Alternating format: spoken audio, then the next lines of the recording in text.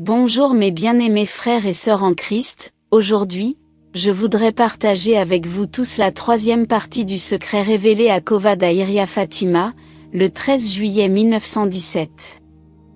Ce secret est une traduction du texte original du troisième secret qui a été écrit par Sœur Lucie, et cette traduction est partagée sur le site web du Vatican.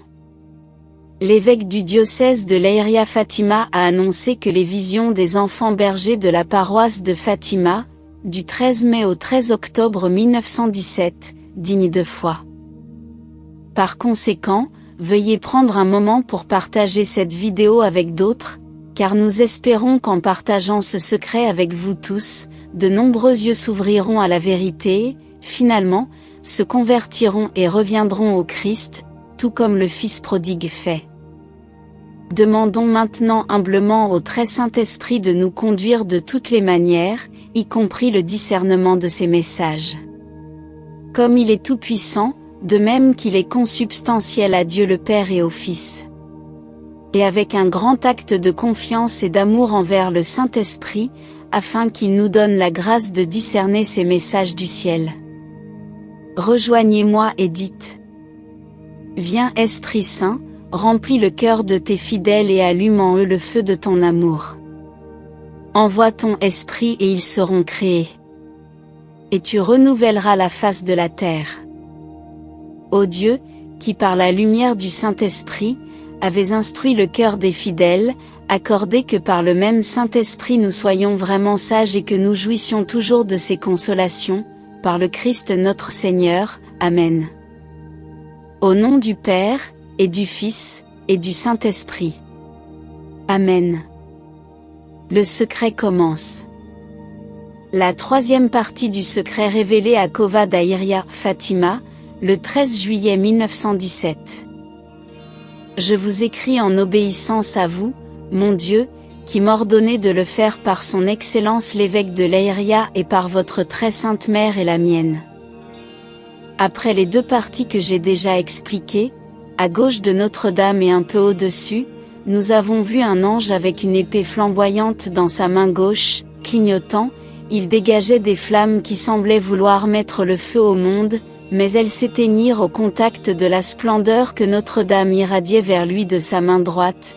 Pointant la terre de sa main droite, l'ange s'écria d'une voix forte: Pénitence, pénitence, pénitence. Et nous avons vu dans une immense lumière qui est Dieu, quelque chose de semblable à la façon dont les gens apparaissent dans un miroir quand ils passent devant un évêque vêtu de blanc. Nous avons eu l'impression que c'était le Saint-Père.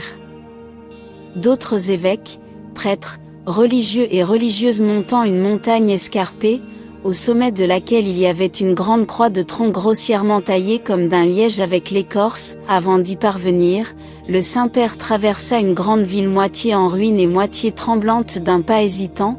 Affligé de douleur et de douleur, il priait pour les âmes des cadavres qu'il rencontrait sur son chemin. Arrivé au sommet de la montagne, à genoux au pied de la grande croix, il fut tué par un groupe de soldats qui lui tirèrent des balles et des flèches, et de la même manière moururent les uns après les autres évêques, prêtres, religieux et religieuses, et divers laïcs de rang et de fonctions différents.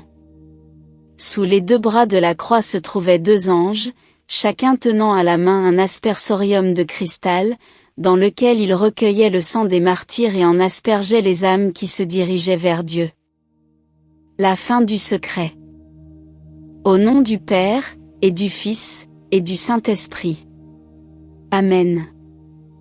Frères et sœurs, surtout en ces temps, nous devons beaucoup prier pour le pape François et tous les clercs de l'Église, sans oublier tous les cardinaux, évêques et conseillers qui parlent, influencent ou donnent des conseils au pape François. Cependant, ce n'est pas le moment de bavarder ou de voir notre confiance en Dieu diminuer en raison de ce qui se passe actuellement dans l'Église. C'est plutôt un moment où une confiance totale en Dieu est nécessaire. Oui, mes frères et sœurs, certains peuvent dire que les actions parlent plus fort que les mots. Mais plus que jamais, nous devons également faire confiance au pouvoir et à l'efficacité de la prière. Cela ne veut pas dire que nous devons être indifférents à l'hérésie et à l'erreur proclamée même par un évêque, ou dont les actions scandalisent les fidèles. Dans ce cas, tenir tête à la vérité est nécessaire. Cependant, il se peut que nous ayons parfois trop confiance en nous-mêmes, au lieu de faire entièrement confiance à Dieu. Que espérons-nous accomplir sans la puissance et les grâces attribuées à la prière, la lecture des Écritures sacrées, pour nous fortifier, avec le résultat de faire la volonté de Dieu, en nous aidant à proclamer la vérité? Nous devons commencer quelque part, mes frères et sœurs, nous devons toujours garder à l'esprit que notre lutte n'est pas avec la chair et le sang mais avec les principautés, avec les puissances, avec les dirigeants mondiaux de cette obscurité actuelle, avec les mauvais esprits dans les cieux. Seulement si notre lutte est avec la chair et le sang. Ce n'est pas le cas cependant, donc cela est lié au point d'être aussi proche que possible de Dieu. Avec notre force, nous sommes limités, mais pour Dieu tout est possible. Frères et sœurs, ne désespérons pas et ne nous décourageons pas en ces temps d'épreuve, mais efforçons-nous toujours d'être plus saints chaque jour en ne péchant pas, en particulier ceux que nous appelons mortels. Et en faisant de bonnes œuvres. Que Dieu nous aide tous en ces temps. Saint Michel Archange, défendez-nous dans le combat et soyez notre protecteur contre la méchanceté et les embûches du démon. Que Dieu lui commande, nous vous en supplions, et vous, prince de la milice céleste, par le pouvoir divin qui vous a été confié, précipitez au fond des enfers Satan et les autres esprits mauvais qui parcourent le monde pour la perte des âmes. Amen. Notre Père, qui es aux cieux, que ton nom soit sanctifié, que ton règne vienne, que ta volonté soit faite sur la terre comme au ciel. Donne-nous aujourd'hui notre pain de ce jour, pardonne-nous nos offenses, comme nous pardonnons aussi à ceux qui nous ont offensés, et ne nous laisse pas entrer en tentation, mais délivre-nous du mal. Amen.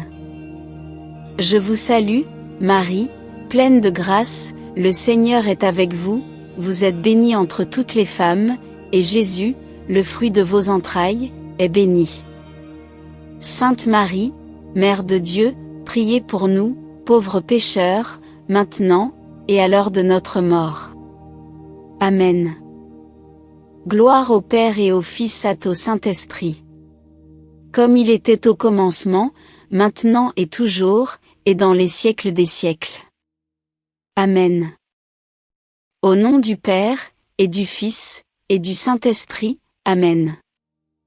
Merci d'avoir regardé et que Dieu déverse une abondance de grâce et de bénédiction sur nous tous. Jusqu'à la prochaine fois, restez bénis et continuez à prier.